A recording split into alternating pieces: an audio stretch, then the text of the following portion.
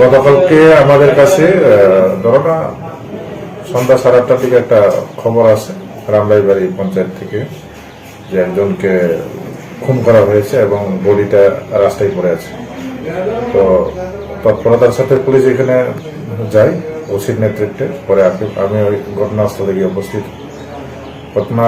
উপস্থিত হওয়ার পর আমরা তদন্তক্রমে এবং যে যার বিরুদ্ধে অভিযোগ আছে অভিযোগের পরে আমরা তৎক্ষণাৎ তৎপরতার সাথে চতুরতার সাথে ওসির নেতৃত্বে এই অভিযুক্ত যে ব্যক্তি আছে তাদেরকে সাথে সাথে গ্রেপ্তার করা হয় এবং এই নিয়ে বাইকরা থানার একটা মামলা এফআইআর করা হয়, যার নাম্বার হচ্ছে 0725 আন্ডার সেকশন 103 ক্লস 1 BNS খুনের মামলা নথিভুক্ত করা হয় এবং এই মামলা আমরা তদন্ত করছি, দেখছি যে কি কারণে মার্ডার করা হয়েছে। এটা আমরা সন্দেহ করছি যে পারিবারিক হয়তো শত্রুতামি থাকতে পারে, তো সেই দিকে আমরা খতিয়ে দেখছি এবং যে গ্রেপ্তারকৃত যে আসামিকে আমরা আদালতে রিমান্ডের প্রেয়ার দিয়ে আমরা উপস্থাপন করব।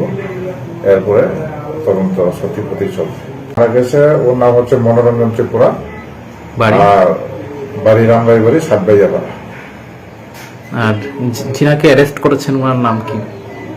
যাকে অ্যারেস্ট করা হয়েছে তার নাম হচ্ছে চন্দ্রকুমার ত্রিপুরা, একই গ্রামে তারা থাকে।